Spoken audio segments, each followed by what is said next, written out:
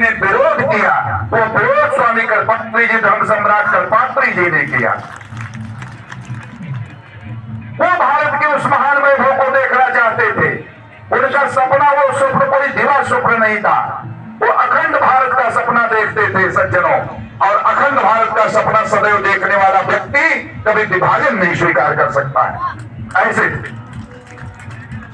एक बात और जानिए, जब नैतिक और आध्यात्मिक रूप से सत्ता में बैठे लोग कभी कभी जब उनका पतन होने लगता है या उनमें क्षरण होने लगता है, तो सदैव इस पृथ्वी को केवल संतों ने बचाया है, ये दंडी स्वामियों ने बचाया है, ये स्वामी लोग जो बैठे इन्होंने बचाया है। क्योंकि चेतना को जागृत करने के लिए चित्त की वृत्ति में किसी के पास अगर साहस है तो वह संतों का साहस है।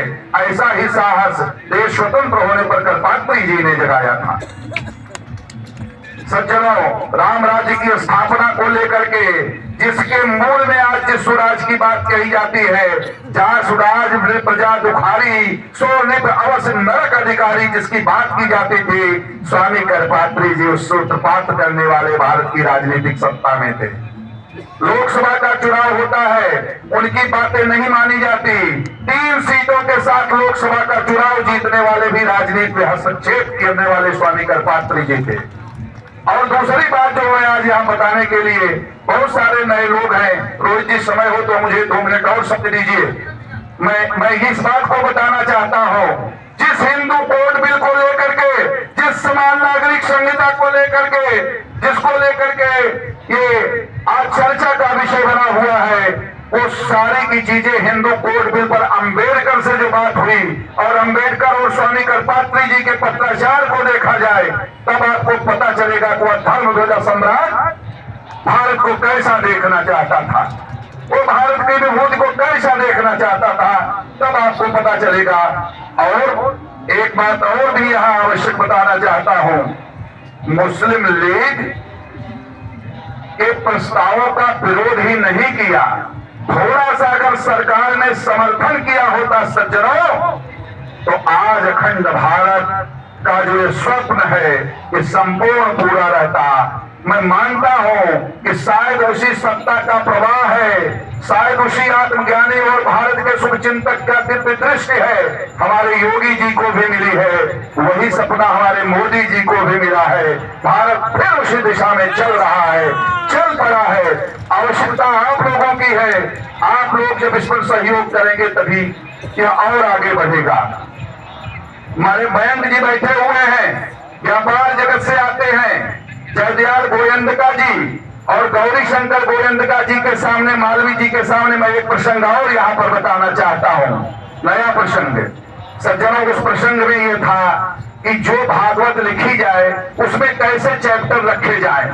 सारे लोगों ने कहा कि स्वामी धर्म सम्राट करपात्री जी नीति नियंता है, दंडी स्वामी हैं, ब्रह्मचर्य साधक हैं, अनंत विभूति नायक, ज्ञानवर्धक कह सकते हैं, तमाम विशेषों से युक्त हैं। इनका मत कहीं नहीं होगा कि जो भागवत में रासलीला है, रास पंचाध्यायी लिखी जाए या न लिखी जाए। मालवी जी उसमें बैठे हुए थे, मालवी जी से पूछा गया और 2 चीजें उनके साथ घटना में है, दोनों लोग थे। उन्होंने कहा कि लिखा भी जाए, उन्होंने कहा न भी लिखा जाए।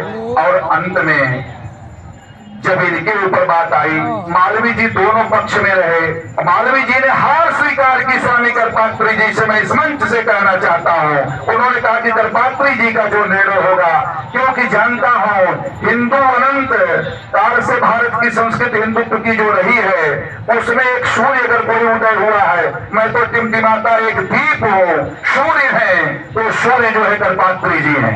सज्जनों, करपात्री जी ने कहा अवश्य लिखी जाए। आज जो मैं पिबत भगवत रसमालयम, जिस भागवत के रसपान आप करते हैं दंडी स्वामी लोग, उसमें वो राधा सुरानी सार में स्वयं उसका वर्णन करने के लिए मालवी जी ने किया और गीता प्रेस से जयदयाल गोयंदका जी के सहयोग से फिर छपा। सज्जनों, भगवान राम के अनन्य उपासक थे, अहरनिश केवल राम नाम निकलता था। लेकिन वृंदावन में जब उन्होंने कथा कही तो वृंदावन की उनकी कथा का जो सार था, आप जान कर कोई राधा सुधा ने दी, ऐसी अमृत वर्षा उन्होंने किया, रासलीला की, कि दुनिया में आज लगा कि साकार भगवान श्री कृष्ण आ गए हैं और रासलीला कर रहे हैं। ऐसी स्थिति उन्होंने लाया। सज्जनों, उनके बारे में कितना कहा जाए, आप सोच नहीं सकते हैं। लिखत यदि ग्रहित्वा शारदा सर्वकालम तदपितो गुणानाम, दर्पात्री जी पारम न आती, उनके गुणों के पार नहीं जा सकता। वह धर्म नायक थे, वह भारत के दिव्य दृष्टा थे, वह भारत को ऐसा वैभवशाली भारत देखना चाहते थे जो विश्व गुरु था और विश्व गुरु बना रहे। एक ऐसा भी समय आया, उन्हें विद्रोह करना पड़ा।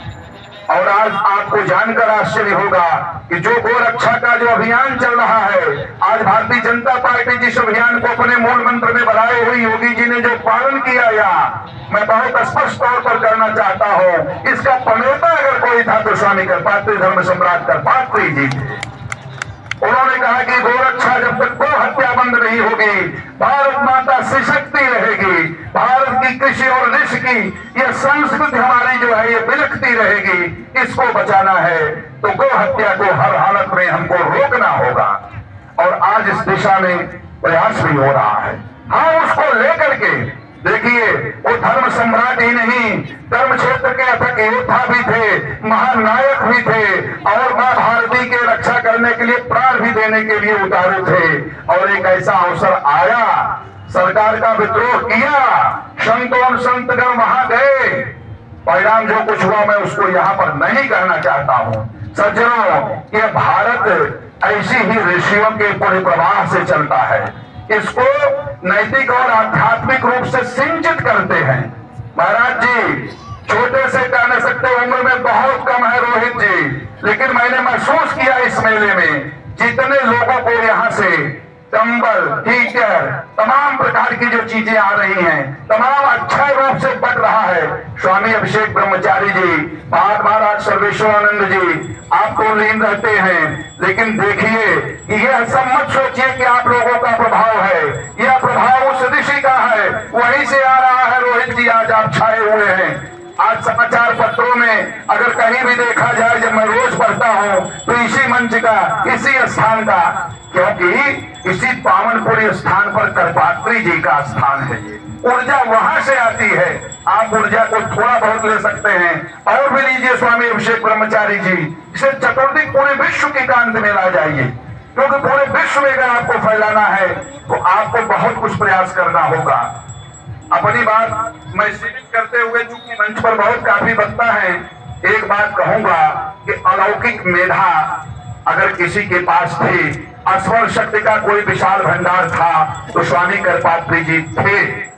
अब मैं दूसरे पक्ष पर अपनी बात समेटूंगा कि इतना वैभवशाली इतिहास, इतना महाधर्मवेत्ता, इतना सनातन संस्कृति का शिखर पुरुष आखिर सब कुछ कर गया, हमारा क्या दायित्व होता है? यह देश हमें कितना देता है, हम भी तो कुछ देना सीखे। कृपात्री जी जितना दे गए, हमारा क्या दायित्व बनता है? सनातन संस्कृति पर भले बहुत बहुत ही आप समझिए प्रहार हो रहे हैं। आपको जानकर आश्चर्य होगा, विभिन्न दिशाओं से प्रहार हो रहे हैं। भारत में ही एक नए भारत के उदय की स्थापना की जा रही, जो सनातन संस्कृति को समाप्त करे। सज्जनों, सावधान रहना होगा।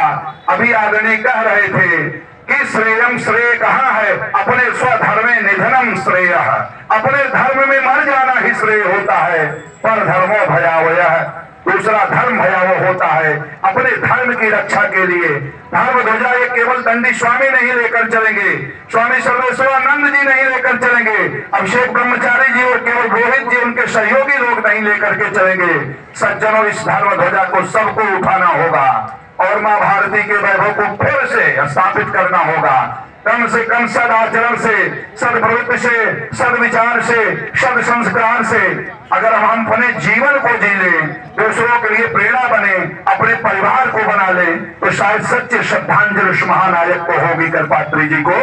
मैं अपनी बात यही समाप्त करता हूँ। सारे लोगों से फिर एक ही अपील करता हूँ कि समस्त पदों पर बैठे हुए लोग, हर सज्जनों का है कि विद्या विवादाय धनम मदाय शक्ति परेशान पर पीजनाय खलस्य साधो विपरीत में तद ज्ञानाय दानाय च रक्षणाय।